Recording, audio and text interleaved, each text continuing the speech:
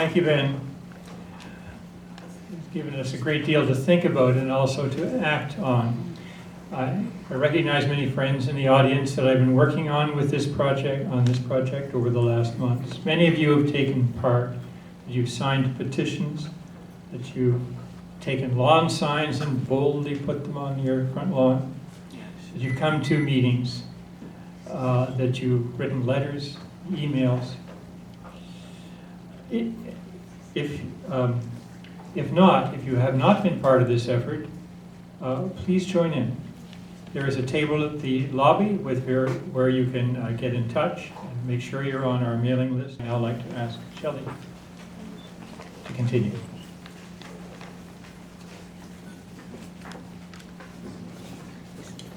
Thanks, Ben, and thanks, John. I'm going to introduce the community panel one at a time, and we'll be starting with, sorry, the mic's running away on me, with Margaret Sudat. Thanks. Thank you. Margaret is a member of faith-based community, Christian peacemaker. She's active in a global context, and she's also been a member of East End Line 9. Welcome, Margaret. Good afternoon. I've been asked to speak to this from a faith perspective, but I'm not going to give a sermon. Don't worry. So I want to say thank you for the opening.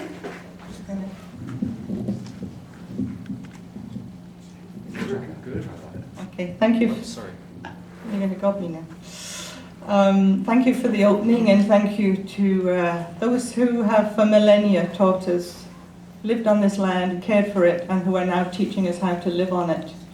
And I want to thank Ben for his very detailed and interesting talk to us. And thank you to you for coming. So I know that people have come here today from different perspectives for different reasons, and my premise to be here is from the ancient faith teachings, that all might live abundantly.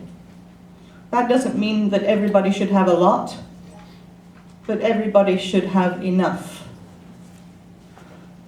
The call might now be reworded as justice for all. So what has the faith community got to do with pipelines? Some of us think everything. In fact, the faith communities have now started to make strong expressions of concern. The issue of mining has long been raised both in Canada and in the global south, and relationships have been made with Indigenous peoples. A year ago, for instance, the United Church passed a motion categorically rejecting construction of the proposed Enbridge Northern Gateway pipeline. This was actually initiated by the Native Ministries Council within the BC Conference. So it's pretty strong words. Another one was from the Anglicans. They raised concerns that the National Energy Board hearings may become subject to improper time constrictions and industry influence. Again, quite strong words. The Quakers, the Society of Friends, recently wrote a letter to the NEB. It asked the NEB to reflect much more carefully and deliberately on Line 9 and 9B light pipelines, and they're the ones closest to us. And they give their reasons as aging infrastructure, an inadequate backup system, the non-inclusion of alternative energy sources. Very specific. In addition, their letter names the proposal as a giant step backward, seeking short-sighted maximization of profits from existing infrastructure that largely externalizes and therefore increases risks and costs. They say it benefits the few to the detriment of the many. However, Enbridge would fare. It is clearly a losing proposition, both for the environment and for the millions who live and work along the line. So faith communities don't work alone, but with each other and with secular groups. I'm sure a lot of you will have heard about Kairos Canada. It's made up of about a dozen Christian denominations and orders. and it is historically spoken out about tar sands. I suggest you go to their website. Kairos is also one of 50 environmental, labour, social justice and faith organisations in Canada and the northeast of the United States, and they are calling for a comprehensive review of the transport of oil and natural gas. In July, they called on the Canadian government to launch a comprehensive, independent safety review of all hydrocarbon transportation, pipelines, rail, tanker and truck, with public hearings and an examination of the role of deregulation and privatization in reducing safety standards. Another significant collaboration is that of Donna Sinclair and Forest Ethics Advocacy. Donna is a longtime United Church member and journalist. She describes herself as a Canadian citizen and as one who believes in the holiness of creation. She applied to the NEB to speak to the Line 9B reversal project. She was refused on the basis that she had applied because of her religious beliefs and as a citizen. So she had only general interest. And anyway, she lives in North Bay. That was the answer that she got. Donna responded, "This seems a deliberate attempt to disconnect us ordinary folk from a crucial aspect of a democratic state." She, together with Forest Ethics Advocacy, is suing the federal government over the new rules, snuck in through last year's Bill C-38. Rules that prevent access to hearings on the oil gas industry, including pipelines. And this is the first suit against them. Notably, you can see that it's working. The NEB hearings last year for the Northern Gateway pipeline, there were over 1,500 speakers. For the 9B reversal speakers, there will only be 175, 10%, just over 10%.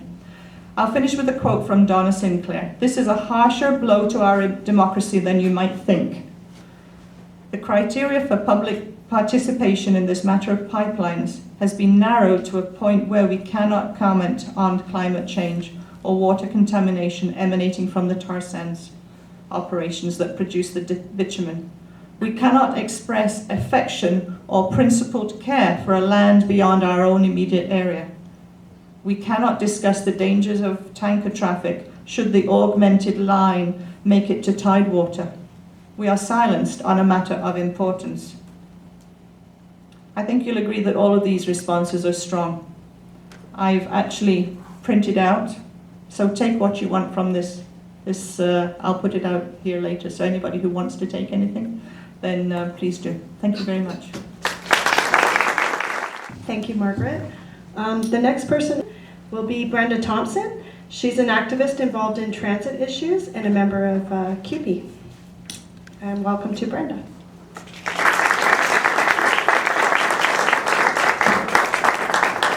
Thank you, Shelley and John Riddell, for inviting me. Yes, I'm very happy to be here, and thank you all for coming out. I'm going to talk a little bit about public transit issues in Scarborough and how Line 9 can actually, using more public transit can hopefully get us in a situation where we don't need to confront issues like Line 9 reversal. Whether we're listening or not, the Alberta tar sands and pipeline proposals like the 9 line reversal are challenging us to get off oil. Destruction of First Nations territory and disasters like the pipeline spill into the Kalamazoo River and in Mayflower are a wake-up call to stop relying so heavily on fossil fuels. Fortunately, private automobile use, which constitutes about 30% of our oil consumption in Canada, can be replaced with public transit. According to the Canadian Urban Transit Association, a transit rider creates 65% fewer greenhouse gas emissions than an auto user for the same trip. Despite Mayor Ford's announcement that the war on the car is over, the Toronto Board of Trade has been pushing for the expansion of public transit infrastructure in the Greater Toronto Area. They claim we are losing $6 billion in productivity each year because of traffic congestion. The provincial government has responded with an $8.4 billion investment in rapid transit to Eglinton West, Finch West, Shepherd East, and to replace the Scarborough RT. Young people today seem less interested in driving and would much rather live in areas that are pedestrian, bike, and transit friendly. However, for residents of Scarborough, switching to public transit is not easy. Since the 1950s, we've been planning with cars, and it continues today. Morningside Heights, which is one of the newer subdivisions in Scarborough, was recently completed in 2009, and it failed to incorporate significant transit-oriented design features. There are no amenities within walking distance, and the houses are set back far from the street. The main arterial road has 6 lanes, making transit a much more dangerous option for pedestrians crossing the street. As a result, more people in Scarborough get their driver's license as soon as possible. So although business likes to focus on the effect of traffic congestion on commute times, good public transit goes beyond getting to and from jobs. Transit provides for the needs of everyday living, shopping, social interaction, and the way our communities look. If it is to replace the use of private cars as much as possible, we can't just focus on getting people downtown. There must be more connectivity between neighborhoods in Scarborough too. Much of this connectivity could be obtained by increasing existing bus service. Toronto is the only city in North America that must obtain 70% of its operating budget from fares, and Toronto City Council would rather impose fare increases and service cuts than demand the province pay their fair share. This has created a great deal of hardship for Scarborough residents, who must also cope with low wages and lack of affordable housing. Research by University of Toronto professors David Holchansky and Deborah Cowan did research on the inner suburbs, and they found that there's a stark new reality of suburbs in Toronto, no longer a haven for the middle class. Residents of Kingston Galloway have seen their income decrease by more than 40%, below the average income of $40,000, while residents close to the city centre have seen their incomes rise more than 40% above the average income. Both studies conclude that unless we spend more on social and physical infrastructure, Torontonians in our outer neighborhoods will be living in poverty, and the middle class will have virtually disappeared by 2025. We must do more for those who depend on public transit and those who can't afford to take public transit in our outer neighborhoods. Organizations like TTC Riders and the Free and Accessible Transit Campaign are calling for more funding from higher levels of government in order to increase service and reduce TTC fares. This is especially important now that Metrolinx, our provincial transit authority, has taken over the expansion of transit from the TTC in order to use public-private partnerships. The push to open new markets through the privatization of public transit systems allows multinationals to reap enormous profits, leaving transit riders with higher fares and service cuts. Like Line 9 reversal, we can't afford to let that happen. A publicly controlled and delivered TTC that receives adequate funding from higher levels of government would put our shared resources back into our communities, where we can all benefit from the creation of new transit lines, good local jobs, lower fares, and more bus service and connectivity for neighborhoods across the GTA. It's also crucial in helping us to get off oil. Thank you. Thanks, Brenda. We also wanted to acknowledge Craig Scott, who is in the meeting, and he's a member of the House of Commons, so welcome and thank you for coming.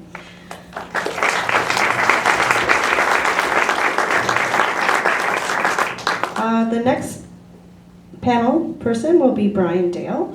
Brian Dale is completing a master's degree in geography at the University of Toronto. His thesis is in social movements and food systems, and he has been working with East Line 9 for about 1 year now. Thank you very much, Brian.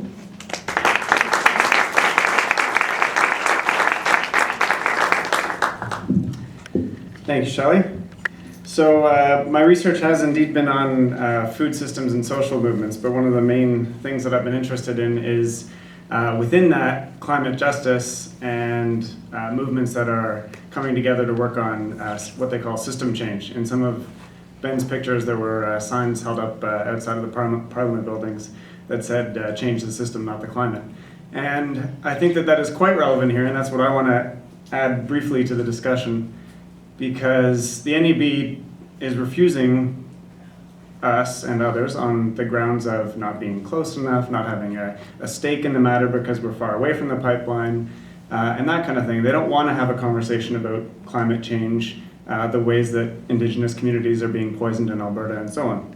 So I think that regardless of what the NEB wants, these community forums are important so that we can move forward and actually have those conversations, and as part of it, start talking about the solutions and the alternatives that we want to see put in place, because they exist and they're out there. You know, these are some pretty monumental problems, I should say, that we're confronted with. They're huge. It's overwhelming, but it's important that we don't kind of shut down and curl up in a corner and hang out by ourselves in the midst of this, right? We need to have these conversations and figure out the details, because that's the way to move forward. That's the way to. It's an important part of building a movement on this. Now, knowing that the extent of the problems is pretty great is also important, because that's what pushes us towards system change. Unless we realize that there are realities out there, like the $27 trillion in fossil fuel reserves that oil companies have on the books. I mean, we're up against some pretty powerful players that want to see the status quo maintained and see the expansion of the tar sands and so on continue.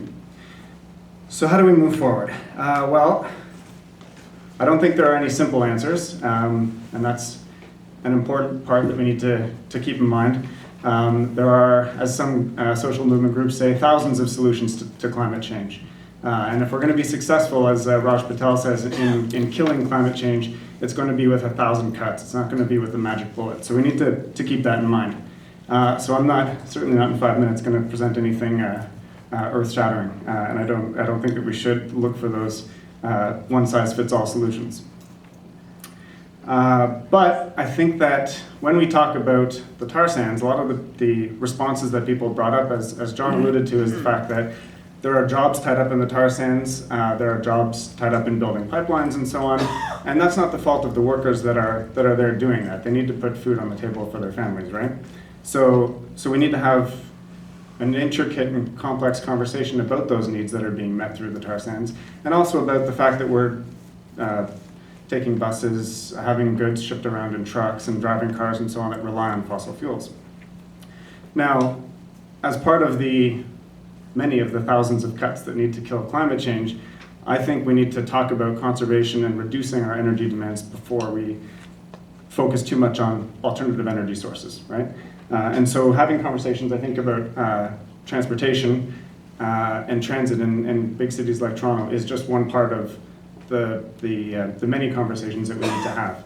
And looking at our buildings, energy retrofits and so on, all of the types of incentives and programs that are out there can help us drastically reduce our dependency on fossil fuels. We've got this addiction to them as a society, and we can break it. It's just, we need to look at all the different things that are happening. Food systems. People often don't think tar sands food systems, but if we have something like 44 to 57% of our greenhouse gases, which is enormous, tied up in our food system, so not just agriculture, but transporting the food, the way that the food in industrial agriculture is produced with chemicals and pesticides and fossil fuel driven farm machinery and that kind of thing. These are, we need to connect all these issues, and I'm just giving a quick overview of a few of them. And then, of course, we need to look at renewable energy generation, and we need to figure out what's going to work based on whatever places we're living in, right? We can have community-based power systems. We can look at, obviously, wind and solar and low-impact hydro. In certain places, tidal energy is going to make sense. In other places, it's not feasible. Well, we need to figure those things out. But people, experts, scientists that are looking at these things are looking at all of the different options, and they're saying that they're feasible. We can, between conservation and a lot of these different alternative energy sources, we can move in that direction.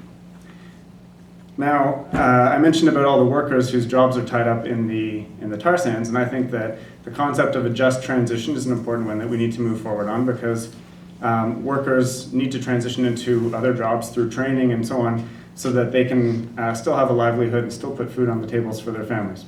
Something like 6 to 8 more times jobs can be created, studies have shown, by investing in renewable energy, energy efficiency, public transit, and so on, compared to the investments that are going into the oil and gas industry.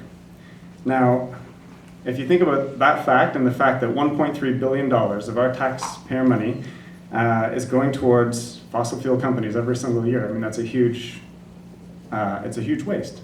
I mean, they're making profits on this stuff and they're poisoning the planet at the same time, right? So that doesn't seem to make sense. So we can talk about different options, putting a price on carbon. I don't agree in a carbon tax or a cap and trade system necessarily, but looking at things like the citizens climate lobby, and the fact that they propose a fee and dividend system. I mean, all these different options need to be on the table, and we need to figure them out. I briefly want to say too that I think that we need to live differently, and I think that we should be having conversations about what our needs are versus what the luxuries are. We need to think about well-being, but not live better at the expense of other people. So sustainable livelihoods is a concept that I like instead of sustainable development. And part of that is traditional indigenous knowledge that Doreen eloquently alluded to earlier in terms of thinking about our relationship with nature and not seeing ourselves as distinct or separate from nature, right? If we're poisoning the planet, rivers, and so on, we're also poisoning ourselves. It's our food supply, it's the air we breathe, and everything. So I'm going to quickly mention and then wrap up a few proposals that I think we need to consider in terms of the tar sands specifically. One is that we put a moratorium on tar sands development and phase them out as quickly as possible. Now, how we do that realistically needs to be decided on, right? But in the meantime, I don't think we should be approving any new pipelines and certainly not shipping unrefined bitumen across the country. Canceling fossil fuel subsidies, the grants and the tax credits that go to them is a big start in terms of figuring out how to pay for alternative energy sources. Restoring the environmental assessment process that has been gutted by the Harper government. Thank you. so that we can, I mean, it's great to have these conversations with ourselves, but we also need to have the conversations with people that are making the decisions, right?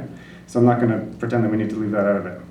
And then compensating the indigenous and other communities that have been poisoned by pipeline spills and by tar sands oil extraction is a huge part of it.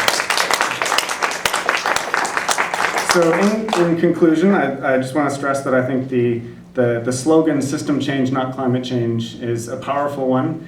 It isn't just rhetoric. It takes a ton of decisions that need to be made, but it isn't just elites and experts that should be making those decisions, right? We as a community, I think, have the right to demand that we have those bigger conversations, to put the pieces together, to be part of the dialogue, and to demand climate justice now.